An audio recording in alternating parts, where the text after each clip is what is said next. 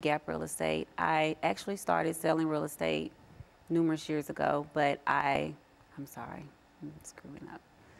I started selling real estate years ago. I am a native of Nashville, so I had the opportunity to watch it grow from the very small city that it was to now the huge metropolitan area that it's becoming. I went to Maplewood High School, played sports there, very competitive. Know a lot of people here, and I spent a lot of time helping a lot of those same people that I grew up with find homes. I ended up in real estate because I was working in a company, a corporate company here, doing accounting. I was the last man in, the first man out when the economy changed. So at that point, I made a decision to go ahead and start selling real estate, which is what I always wanted to do. But after I graduated from high school, I went to Fisk University and just kind of went a different path. So now I'm here 8 years later selling real estate and just been helping numerous homeowners, first-time home buyers, people who are selling their homes again, but just pretty much empowering those people to be able to take the next steps into home ownership. And so you've been involved in real estate for the last 8 years Yes. in Nashville. And you've had an opportunity, I would imagine, to watch Nashville grow. And I would imagine as a realtor, you can say something about the growth of Nashville and how it fits into your market and how you're trying to use the growth of Nashville as part of your market. Well, the growth of Nashville has happened rather quickly. You have homes, and you can't truly live anywhere close to town for less than $275,000, and that's on the east side of town. Everything else is pretty much skyrocketed. I've had a lot of clients who have been moving out to the suburb areas, more like Hendersonville. You have Shelbyville, Eagleville, not Bellevue, Pegram, Cheatham County, different areas because the prices have gotten so high in the Nashville area, which is due to the gentrification that's going on, and it's affecting a lot of people. Some people positively, some people negatively, but it's just, as a whole, you want to just make sure that you're working with the agent that can help you walk through the process and put you in something that's going to work for your family and your lifestyle. I think we've said quite a bit about Nashville's growth, and you talk about the impact that this is having on some of your clients from a positive point of view as well as from a negative point of view. Let's look at, during this segment, some of those views in reference to what are some of the negative things in reference you finding out that your clients will talk about dealing with the expanding real estate industry in Nashville, and what are some of the positive things that they will talk about? Some of the negative things that I've seen is sellers. You'll live in East Nashville, you sell your home for maybe $250,000, and you cannot afford to live anywhere near where you currently live or to live in anything the size of what you currently live in. I have a client who wants to sell a 2,300 square foot house, they'll have to move into something 1,300 square feet that'll be in the same price range of what they're wanting to stay in. So the affordability of things, and just not really what they can afford, but what they want to pay. Because in mortgages, sometimes you're approved for more than you want to pay for your monthly payment. So it's just about staying comfortable in that space, and that's where a lot of people are having a problem. But if they are now in a house in one of these areas that's growing with gentrification and et cetera, what are some of their prospects in terms of how they sell that house, and what are some of the advantages of them selling? The advantages? Yeah. I know there are a lot of companies going around purchasing their homes due to tax prices. I have a lot of clients call me, hey, they want to offer me this price for my taxes, and they'll pay me cash. And to someone who's older and whose home is paid off, $85,000, $100,000 is a lot of money to them. And I sometimes feel like they've been taken advantage of. If they just do it that way, I think they should speak with the realtor, because their homes are they're worth a lot more than they're thinking they're worth. So you do think that there are a large number of folks who are ready to sell their house, but and we'll talk about that when we come back. And we'll be back with you following this very, very short commercial break.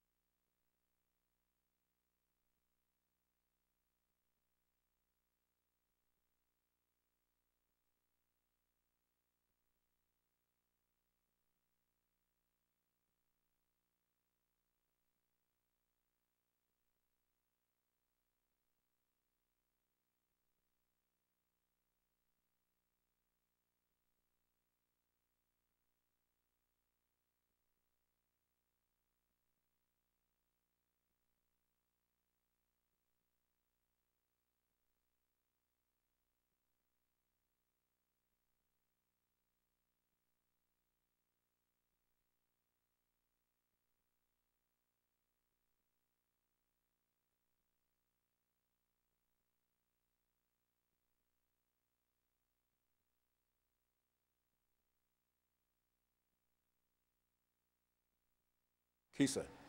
Thank you and welcome back to the second segment of the show for today. We're talking to Ms. Kesa Fowler. Now, Ms. Fowler, during this second segment, we've got about 8 minutes. And let's talk about first-time home buyers in Nashville, some of the advantages and some of the disadvantages in terms of your perspective in terms of dealing with first-time home buyers. Okay, well, what I'm seeing with a lot of first-time home buyers is they're getting off track sometimes because they're thinking that renting is the best thing to do. They're paying upwards sometimes of $1,500 to rent a home, and you can have a very nice house that you're paying a mortgage for. You're actually paying somebody else's mortgage when you're renting. So it's not as hard as they think it is to get pre-approved. A lot of people are using a lot of different credit programs to look at their credit, and the easiest way for them to go ahead and find out what they qualify for is to reach out to a lender. And if they don't have a lender, of course, to reach out to an agent as myself or someone else that they trust that can get them in the right hands so they could go ahead and start working on what they need to pay off. It's a serious business when you get ready to sell a house. Is that what you're saying? It's very serious. It's very serious. It's a legal binding contract when you decide to purchase a house. Everything in that contract you can be sued for if you do not perform what you're saying you're going to do. Of course, being a homeowner is like the American dream, and it's kind of changing because the prices in Nashville have become so high in terms of some people's affordability that they're having to move to the outskirts of town. You have Clarksville's and just different areas that are cheaper, but they're moving those. The people are having to move out there due to just prices and what they can afford comfortably.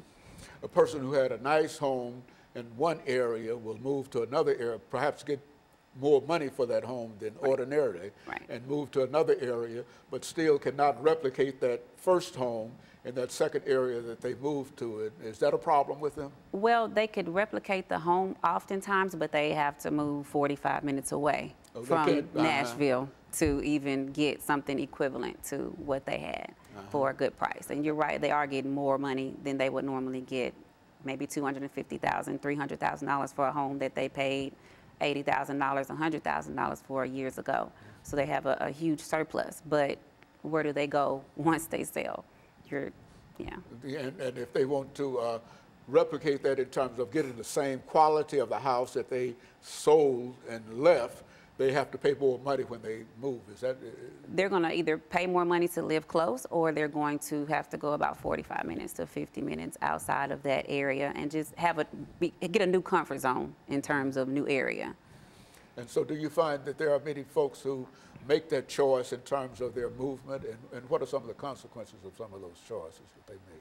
I've seen people make that choice and they've moved. I haven't had anybody come to me with actually any consequences. They've actually been happy with their move because most people that are selling, they're just wanting to sell and they have, like I said, find a new comfort zone. Your house is your comfort zone, is your everything. So it's hard sometimes to get sellers to change their minds on places that are comfortable for them because they know where they live. They've lived there for numerous years and they don't want to be anywhere else. So. Yeah. And so you find that when they do sell, they get a good price, but they can't replicate that house with that same amount of money in the area where they sold. No. And so it seems that the most important thing is central location. What does that mean in terms of housing and the houses that you're dealing with, located around the center city area? What does that mean in terms of the central locate? Well, it's just not happening. Even once you sell $300,000, you're not going to get what you want in your area most of the time. It's just not going to happen. And so individuals, you would advise individuals who wish to sell to think in terms of the comfort zone, I think you indicated, in terms of what they are going to receive if the idea is to sell and rebuild. What about those individuals who sell with the intention of having a large amount of money, but not only can they not afford housing, but they have other things that they now have to call upon in terms of using the cash that they had? Can they survive for a long time with the money that they pay for that first house without buying a comparable house? You said, can they survive? That just depends on how they go about dispersing that money. I would definitely encourage them to get somebody to help them manage that type of money if they have never had that kind of money before. They can buy in different areas. I'm not going to say they can't buy in their area. No, they can qualify for a loan oftentimes and then use the remainder as a payment of overage. But it is a lot higher than what they were used to paying before in those particular areas. Well, and what do you find in reference to some of the issues dealing with the homeless population and which people move in and out of these areas? There's nothing for you in terms of dealing with the homeless population, but is there anything within the real estate area that deals with, that tries to accommodate people who have been moved out of these houses? Not to my knowledge, no. I'm not aware of anything like that. I know that our homeless population is truly growing and will continue to grow as the prices become higher because the average person doesn't make enough money to qualify for a $300,000 home. I think read that we need $70,000 a year to live comfortably in the new Nashville that we live in now. And a lot of people don't make $70,000 a year. And so the average, you might say the average is about $70,000 a year to live in and around comfortably in the state. And those who can't afford that might have a house there, but once they receive that money, that's all that they have in reference to the house. They can't replicate that, and more than likely their comfort, I think you call it the comfort zone, has diminished. Is that what you find? Well, oftentimes they find a new comfort zone, a new area to start to love and to adopt because because that's where the homes are priced where they want to live and what they want to pay, not where they want to live, but what they want to pay. In certain areas, you still can get a nice home, a nice yard, different things like that. In Nashville, you're going to get a really nice house, but you're not going to get much space. But it's growing, it's beautiful, and it's working. And so you deal primarily with home buyers, people who wish to buy homes, and you're a home seller. You sell houses in a real sense, and so people that are looking for a house would come to you, and you would have an opportunity to show them where they could do, what would be the best advantage, and et cetera. Is that what we do? And we'll talk about that later when we come back to the second section. And we'll be back with you following this very, very short break.